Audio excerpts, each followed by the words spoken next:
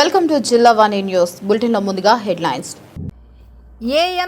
AVM rotary I హాస్పిటల్ని శనివారం పునఃప్రారంభించడం జరిగింది.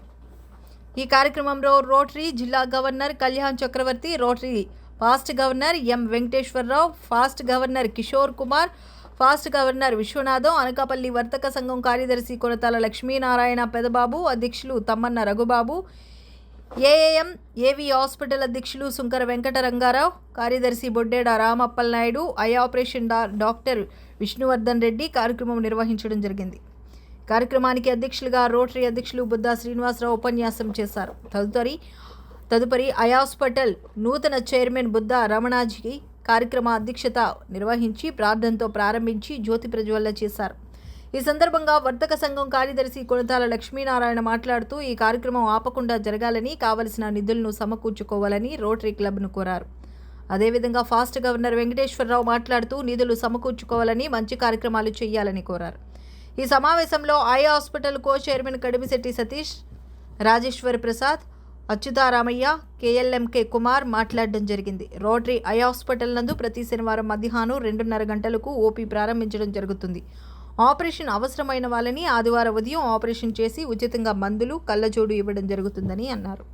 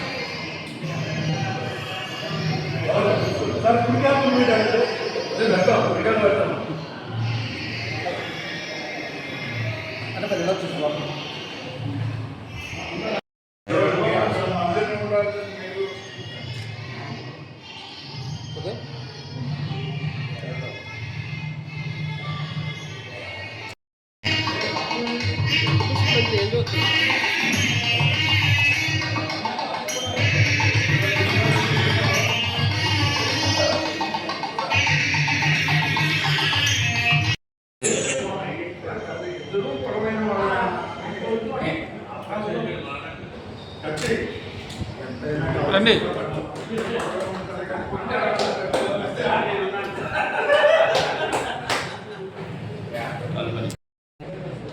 సార్, ఇలా చూడండి.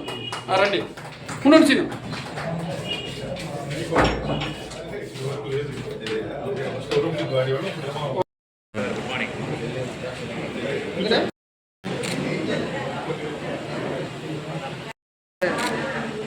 సార్ సార్ సార్ డాక్టర్ గారు,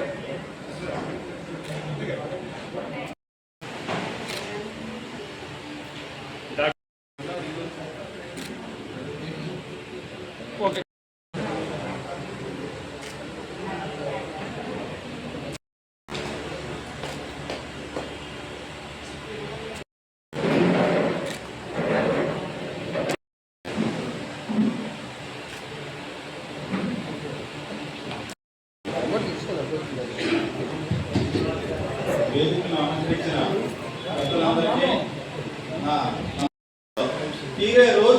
ఈరోజు ఏప్రిల్ 11. సో ఈరోజు చాలా చాలా విశిష్టమైన తేదీ.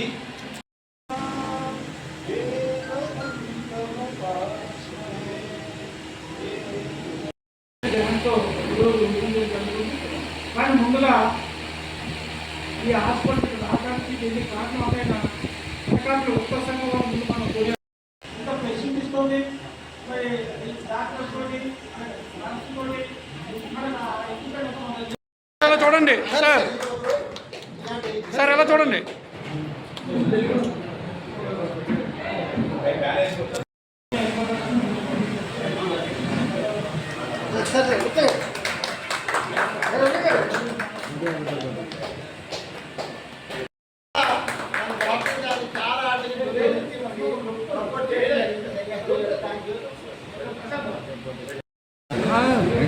ఎలా చూడండి.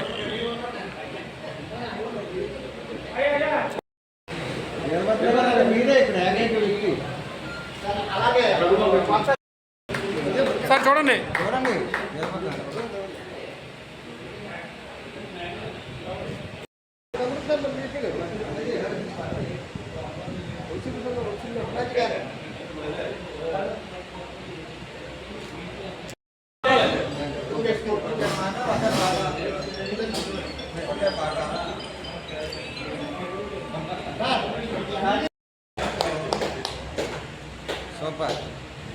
ఈ సందర్భంగా మన వాటితో సార్ ఎలా చూడండి.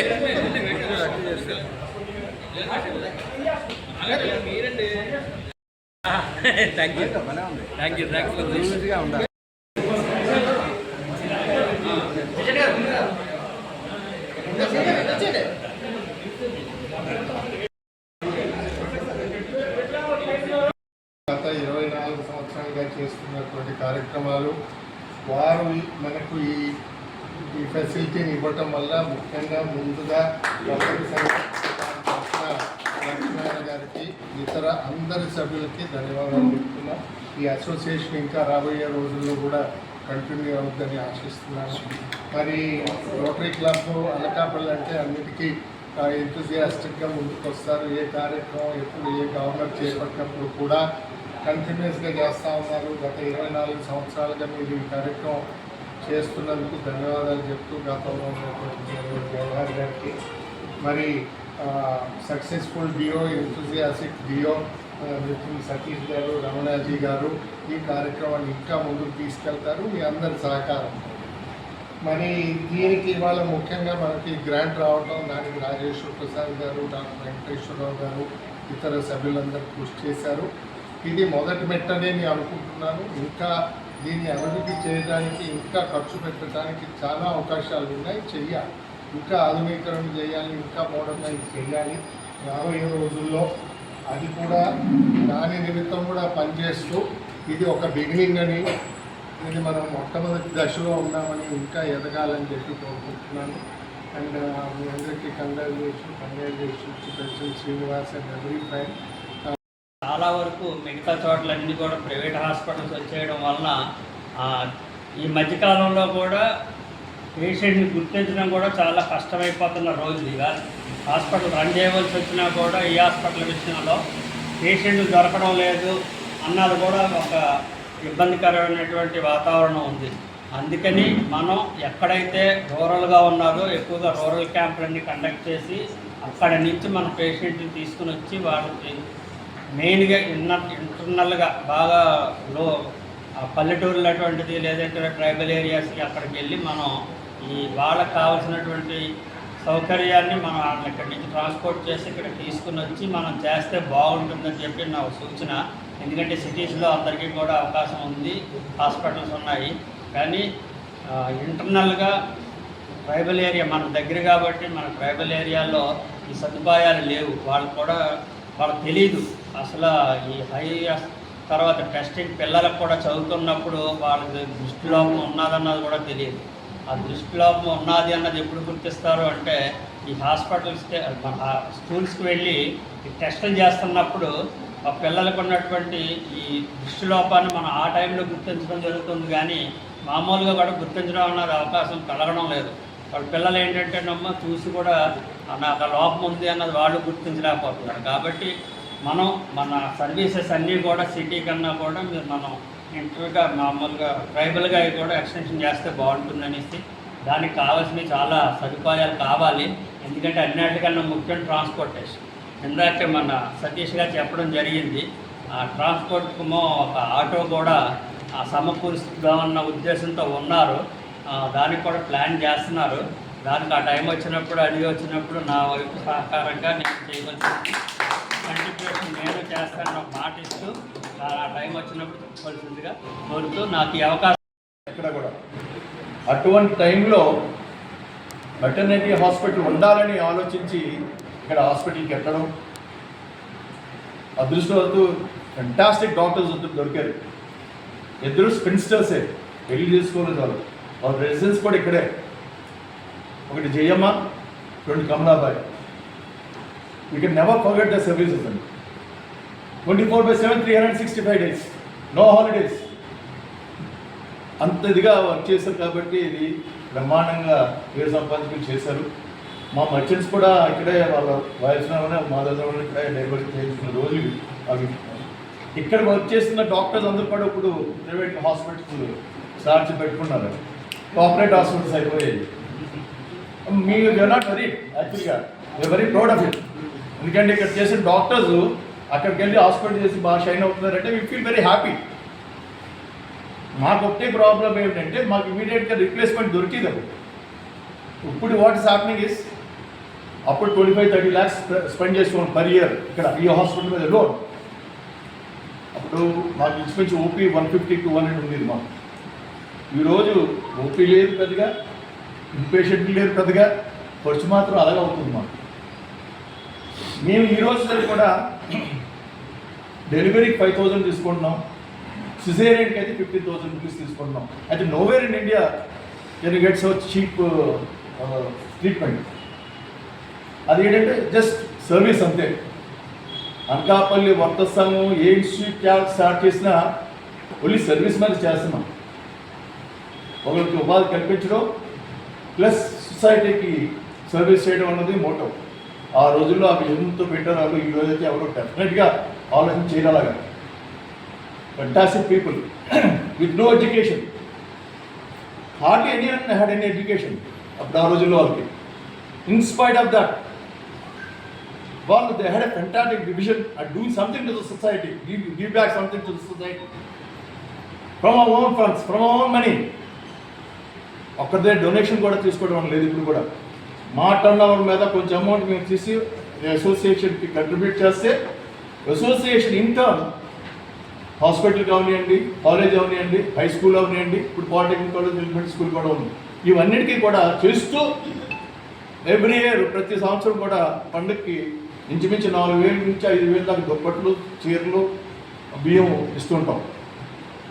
ఇన్ అడిషన్ టు దాట్ ఎక్కడ న్యాచురల్ కెలామిటీస్ ఉన్నా అక్కడికి డబ్బు రూపైనా, బట్టల రూపైనా, లేదా మెటీరియల్ అదర్ మెటీరియల్స్ అయినా సరే పంపిస్తూ ఉంటాం.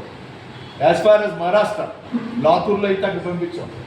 దీవి మన అయినట్టు పంపించాం మధ్య. ఇక్కడ హుడూడ్ కూడా మన అయింది. హుడూడ్లో కూడా చేసాం.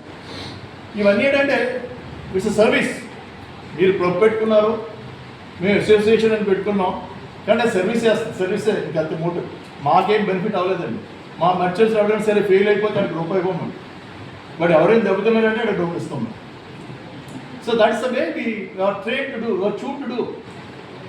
అటువంటి సర్వీస్ మోటివ్లో చేస్తున్నాం కాబట్టి ఎంతకాలం మేము అలాగా రన్ అవుతుంది, ఆ పేరు అలా ఉంటుంది. అది నిలబెట్టుకోవడానికి ట్రై చేసుకుంటాం. కొన్ని ఫైనాన్షియల్ డిఫికల్టీస్ మాకు కూడా వస్తాయి. ఎందుకంటే మా బిజినెస్ కూడా 1964 నేను ఇదే గోష్ హాస్పిటల్. సో పక్కన ఉన్న ఎంజీ హై స్కూల్లో 7th స్టాండర్డ్ వరకు చదువుకున్నాను. ఈ గోష్ హాస్పిటల్కి ఆనుకుని ఉన్న ఇప్పుడు కంటికోట బొగలింగ్ గారికి ఆఫీస్ ఉండేది, దాని పక్కన శంకర్లాడ్జ్ ఉండేది. ఆ ఆఫీస్లోనే నా ఎంట్రన్స్ గురించి పంపారి వెంకటేశ్వర గారి కోచింగ్ సెంటర్లో ఉండడానికి గురించి ఆ హాస్పిటల్లో ఆఫీస్ మేడ మీద నేను ఉండేవాడు అనమాట. ఉన్నప్పుడు అంటే ఇండైరెక్ట్గా ఒక డాక్టర్ అవ్వాలన్న కసి ఇప్పుడు పెరుగుతుందంటే ఆనుకున్న హాస్పిటల్, వాష్ హాస్పిటల్. దాంతో నిరంతరం అరుకులు పడతాయి. దాంతో నేను నైట్ 1 గంట 2 గంటల వరకు చదివేవాడిని. ఆ చదువుతున్నప్పుడేమో అక్కడున్న మదర్స్ పైన కనబడేది వాష్ హాస్పిటల్లో అలా. సో ఆ విధంగా మొత్తం మీదకి ఇక్కడ ఎంజీ హై స్కూల్లో 7th స్టాండర్డ్ వరకు చదువుకున్నాను. అక్కడి నుంచి మా నాన్నగారు చాలామంది తెలుసు, కొండపై గారు శానిటరీ ఇన్స్పెక్టర్గానే ఇక్కడ ఆయన చేశారు. అక్కడి నుంచి విజయనగరం ట్రాన్స్ఫర్, అక్కడ కూడా ఆయన మున్సిపాలిటీలో ఉన్నారు కాబట్టి మొత్తం నా లైఫ్ అంతా మున్సిపాలిటీ తిరిగింది. అక్కడ గుడ్డి పైన మెమోరియల్ మున్సిపల్ హై స్కూల్లో చదువుకొని MR college, Andhra medical college, Andhra medical college నుంచి పీడియాట్రిక్స్ చేసి ఈరోజు విజయనగరంలోనే రిటైర్ అయిపోయారు కాబట్టి విజయనగరంలోనే అలాగే ఎస్టాబ్లిష్ అయ్యడం జరిగింది. బట్ వాటర్ ఇట్ మేబీ నాకు అనకాపల్లి అయినా విజయనగరం అయినా సరే రెండు నాకు డిఫరెన్స్ ఉండదు. ఎందుకంటే పుట్టి పెరిగింది ఇక్కడ, వృత్తిపరంగా పెరిగింది అక్కడ. సో ఆ విధమైన రిలేషన్షిప్ నాకు ఎప్పుడూ ఉన్నది. దాంతో మా వైఫ్ డాక్టర్ పద్మ కుమారి తను కూడా ఇక్కడే వాస్తువురాలు కాబట్టి దాన్ని యాక్చువల్ రావాల్సింది. ఈరోజు ఎమర్జెన్సీ ట్విన్ ప్రెగ్నెన్సీ డెలివరీ చేయాల్సిన